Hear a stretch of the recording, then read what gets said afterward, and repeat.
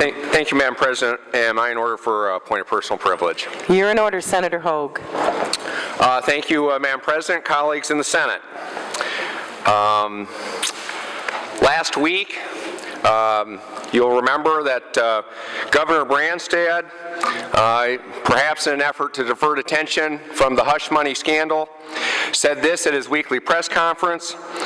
One of the concerns I have as the chief executive of the state is we do have state employees that have been guilty, involved in certain misconduct, elder abuse, child abuse, sexual misconduct.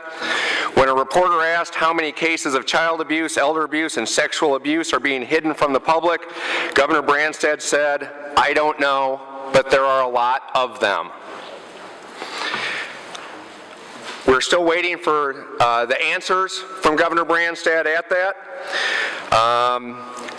It's not questions about what employees allegedly did, it's about what he knew, what he was told, when he was told it, and what he's done about it. He cannot hide behind employee confidentiality about what he has done or not done with these alleged incidents. So today at his press conference he said two interesting things on this issue. One is he's asked about the direct contradiction between what the employees have said and what the documents show and what Director Carroll said about the hush money.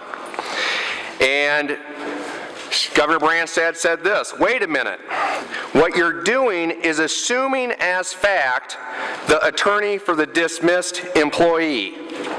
That is just one person's opinion. He says he's talked to Director Carroll about that. Director Carroll has assured him it's not happened. And well, what about the fact there are multiple attorneys involved? And Governor Branstad said, attorneys represent their clients and oftentimes will make all kinds of accusations. Interesting. What I hear when he says that is the attorneys aren't telling the truth. Another diversion. The other interesting thing that Governor Branstad said today, he was pressed by a reporter about how many alleged incidents of child abuse, elder abuse, and sexual misconduct have been reported to the governor's office. And he replied that there have been two incidents that he's free to speak about. One was at Toledo. The other was a case of elder abuse at Clarinda, where a staff person fed a patient who was supposed to be on a liquid diet, a peanut butter sandwich, who died. Well, those are very serious incidents.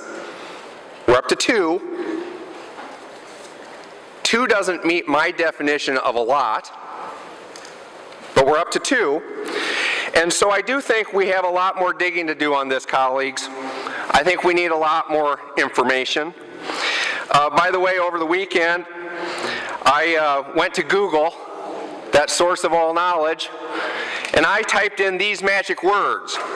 How do I report elder abuse in Iowa?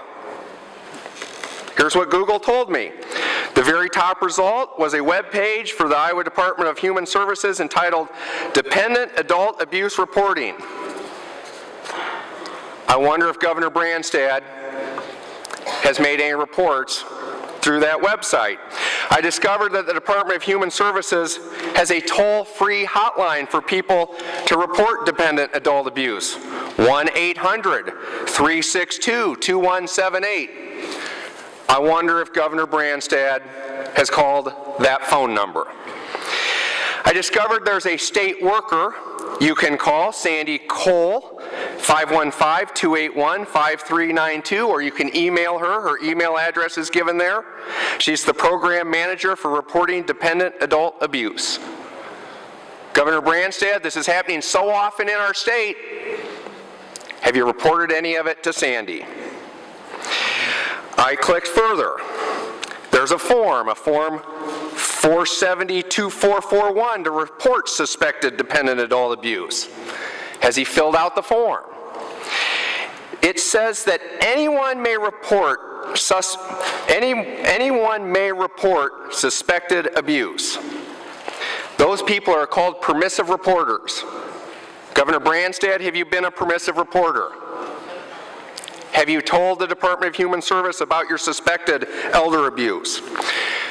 There's also a difference, as Governor Branstad should know, between an allegation of elder abuse, an allegation, and actual elder abuse.